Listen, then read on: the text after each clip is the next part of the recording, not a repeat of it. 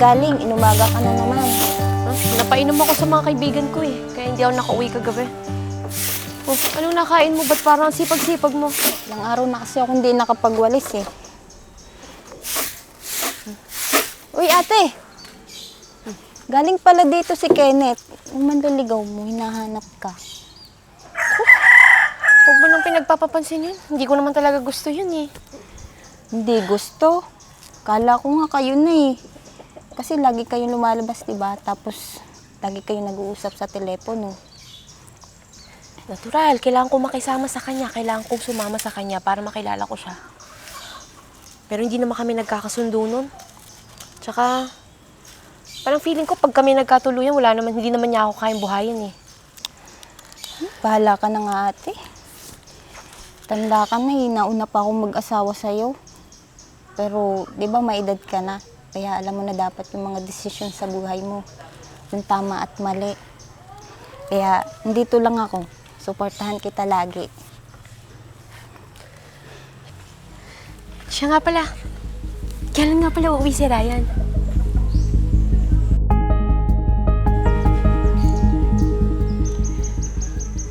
Si Ryan ate. Sa Makalawa yung dating niya. Buti nga, hindi na malayo yung destino niya. Diyan na lang sa malapit. Ang hirap din kasi pag malayo yung asawa mo eh. Bakit mo nga pala naitanong? Wala lang. Di ba, nabanggit mo sa akin nung nakaraan na uuwi siya? Siya, pasok na ako sa loob, naantok na ako, puyat na puyat ako. Sige ate, magpahinga ka na.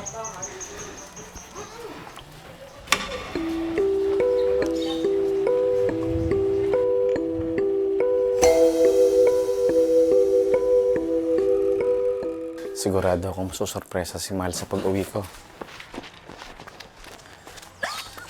Miss na miss ko na siya. Alam mo ate, nasasabik na ako na dumating si Ryan.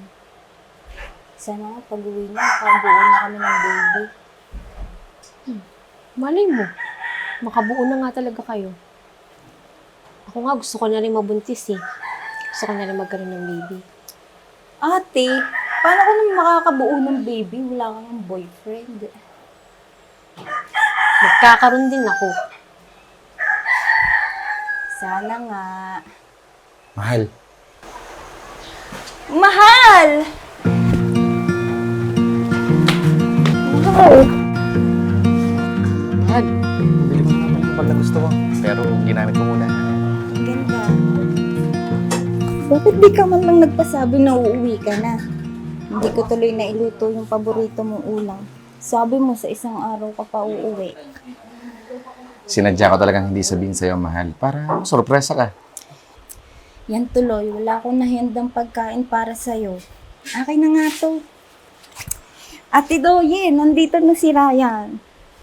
Oo nga eh. Kung akala ko ba sa isang araw pa yung uwi niya? Yun nga din ang alam ko, ate. Ito kasi, pasurpresa pa. Wala tuloy tayong maihahandang pagkain para sa kanya. Ayos lang yun. Nakita lang kita, busog na ako. Mahal, may konting pasalubong ako dyan. Buksan natin sa loob. Tara.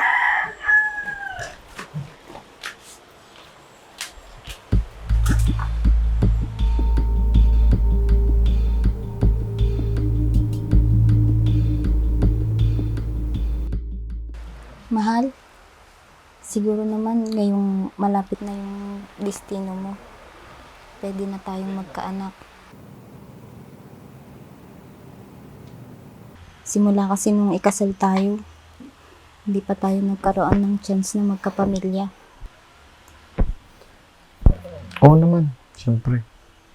Gusto mo. Umpisahan na natin ngayon eh. Alam mo namang sabik na ako sa'yo. Pwede naman. Ala, teka lang. Meron nga pala ako eh. Ano ako pa naman. Makakascore na ako sa'yo. Yan na. Next time daw bawi ako. Pero sa ngayon, dito ka lang muna sa tabi ko.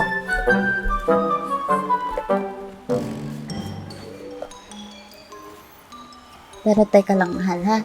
Kukuha lang ako ng tubig. Nauuhaw na kasi ako eh. Sige.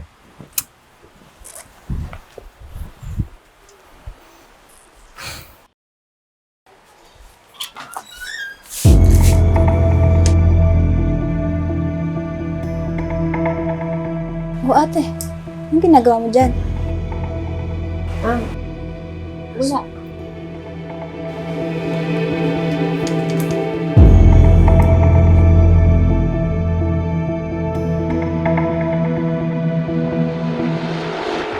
Pre, ano kayang magandang gawin? Hindi kami magkaanak ni Mrs. eh.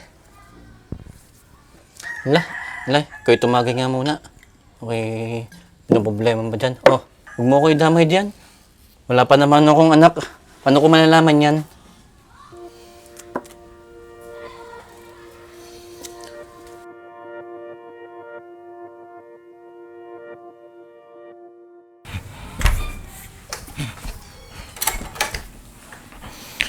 Saan na ba ang kwarto namin?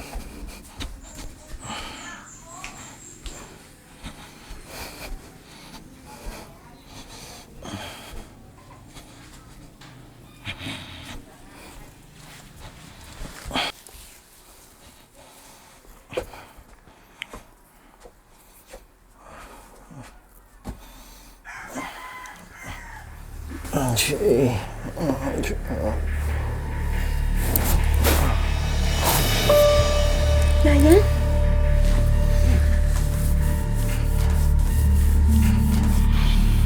Shay, mahal. Baka pwede na tayong gumawa ng baby ngayon.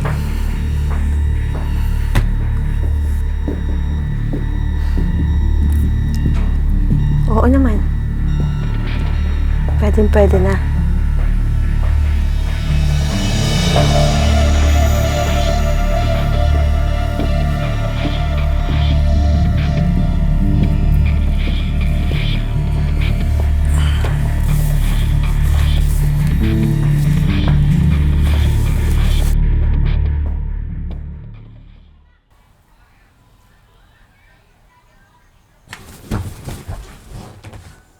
Nasaan ako? Ba't ako? Ba't katabi kita? Bay, ewan ko sa'yo. Natutulog ako dito, tatabi-tabi ka sa akin, tapos tatanungin mo ako. Ano sinasabi mo dyan? Ibig ba sabihin magkatabi tayo buong magdamag? May nangyari sa atin? Huwag ka lang magtaka. Nasarapan ka naman, di ba? Parang tayo nasarapan kahit lasing ka. Ano? Anong sinasabi mo dyan? Ryan, may nangyari na sa atin. Hindi na maibabalik yun. At hindi ako papayag na ganun-ganun lang. Doyen, hindi dapat tumalaman ni Shenya. Sa isang kondisyon. Hindi niya malalaman. Pero basta, tayo na. Ano sinasabi mo dyan?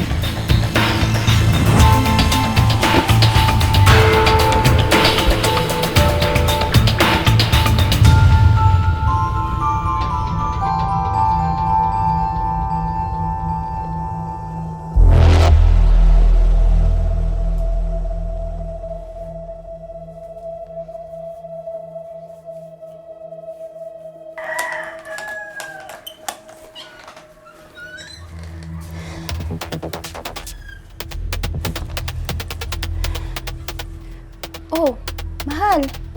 Nandiyan ka na pala. Saan ka galing? Ba't hindi ka umuwi kagabi? Oo, mahal. Napasarap yung inuman namin kagabi. Nalasing ako. Doon ako pinatulog yung barkada ko. Nauha ko kaya umuha akong tubig. O bakit hindi ka man lang nag-chat o tumawag sa akin? Para namang wala nag-aantay sa'yo eh. Alam mo naman nag-aalala ako sa'yo. Nalobat kasi yung cellphone ko kagabi kaya hindi ako nakatawag sa'yo. Pasensya na kung napaghintay kita. Kailangan ko pala magluto ng sabaw. At napalaban kagabi si Ryan. Sa inuman. Di ba, Ryan?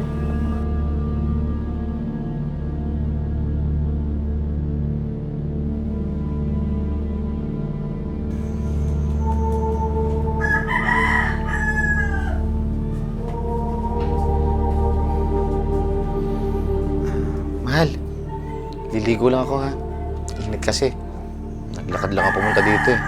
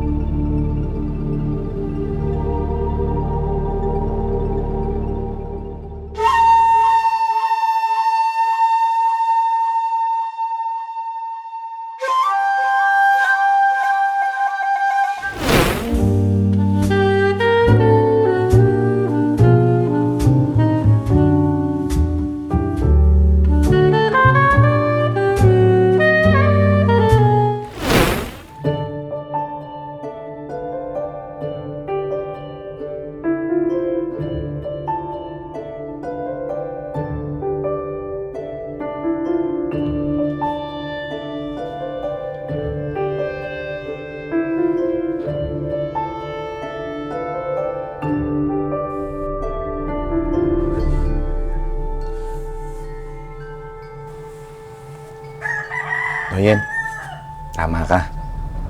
Masarap nga.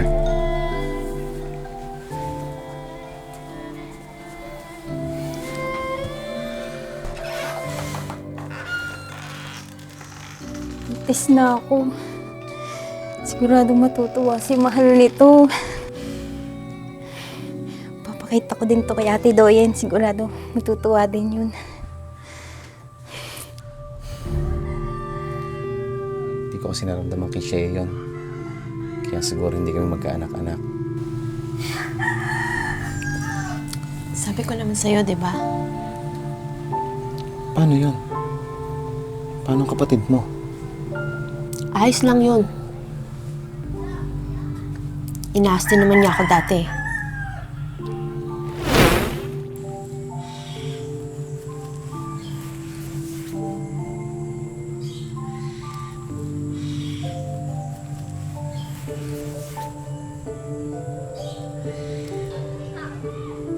Napaka-traidor mo talaga, Cheryl.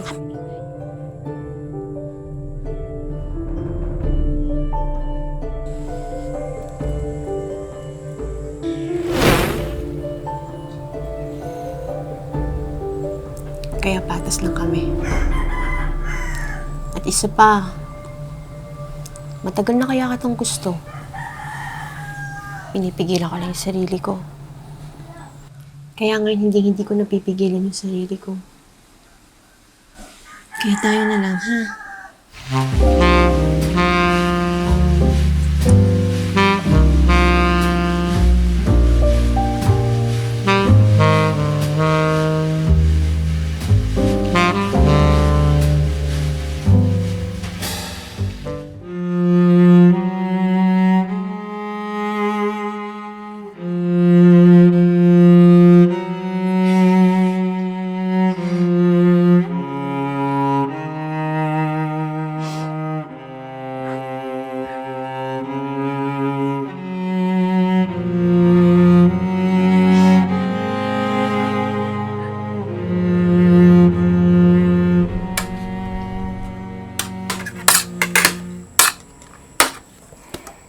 Ate Doyen? Ano kayong mararamdaman mo kapag nalaman ng niloloko ka ng asawa mo?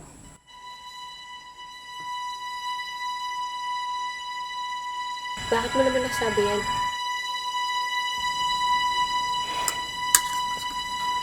Ako kasi, pag nagkataon, makakapo ng tao.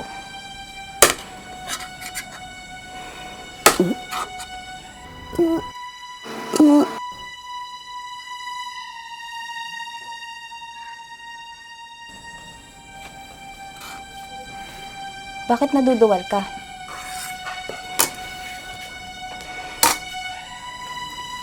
Naglilihi ka ba?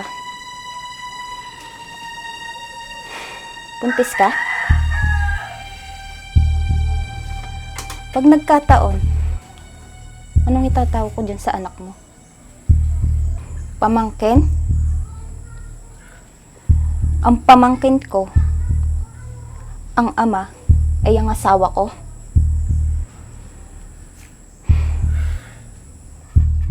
Ikaw, Ryan,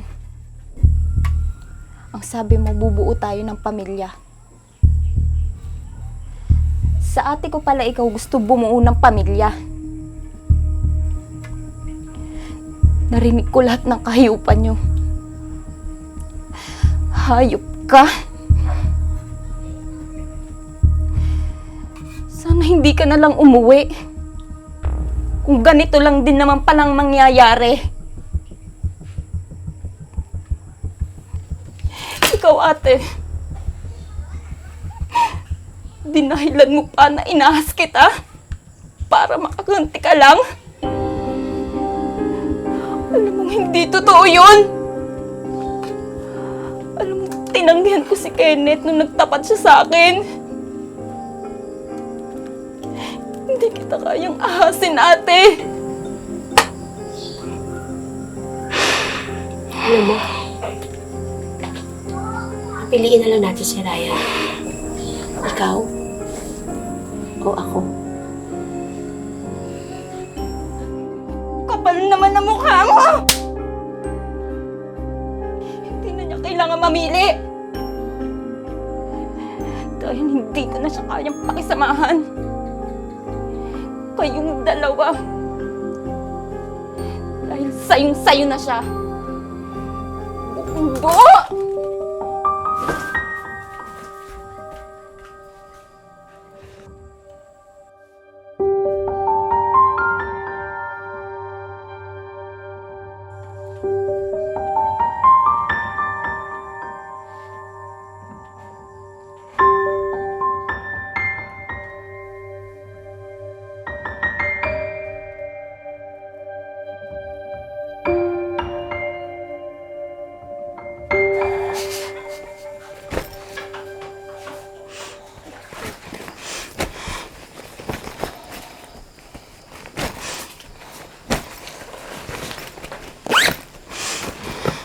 Shay, patawarin mo ako. Naging marupok lang ako. Hindi mo na kailangang humingi ng tawad. Ginusto mo yun.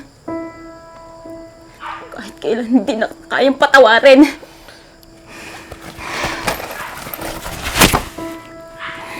Aalis ako. Bubuhayin ko mag-isang bata sa sinapupunan ko. Buntis ka? Huwag mo akong hawakan!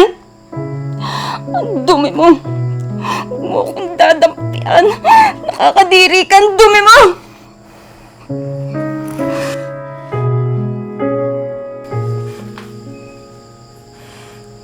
Ano? Masaya ka na sa paghihiganti mo? Sana maging mabuti kang ina sa pamangkin ko. At sana, mabuo niyo ni Ryan yung pamilyang pinangarap ko noon para sa amin.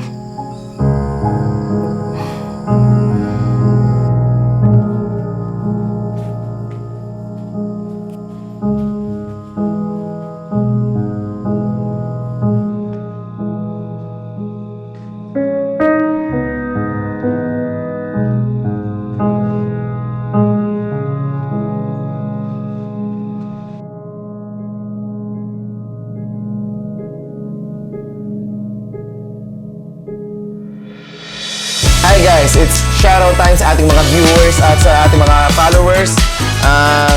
Special shoutout to Mr. Chris, The Happy Man TV from Imus, Cavite, Micah, TV Vlogs, and Mr. Ezekiel. Happy watching din po kay Elaine Arpa from Santa Barbara, California, USA, Kyla Ramirez, Wonder Lolo, and June Esquera. Hello po! Shoutout po kay Fireblaze88 from Mariveles, Bulacan. Shoutout din po kay Alexander Loxias from Antique, Lourdes James from Australia, Rosalind De Mesa from Qatar, and Lester Sam. Shoutout po! Shoutout po sa Rodora Torres from Canada. Shoutout din po kay Tashing Gonzalez from Santo Tomas, Batangas. Maraming salamat po sa inyong panonood sa aming mga short films at sana naman po, suportahan pa rin po natin yung mga upcoming naming mga movies. At huwag po natin kalimutan mag-like, share, at subscribe! Thank you guys! Mahal!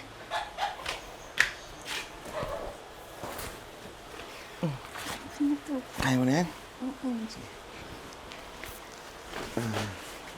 Bakit nalimutan ko yung lines ko? Hindi ko rin alam sa'yo.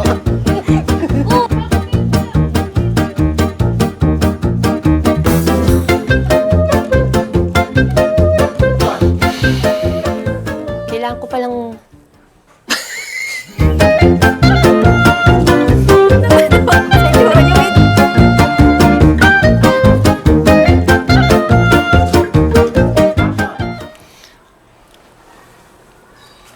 Kailangan ko pala magluto ng sabaw at... Napalaban pala kagabi si Ryan. Oo, totoo na. Oo. Cut! Para tayo na sa horror.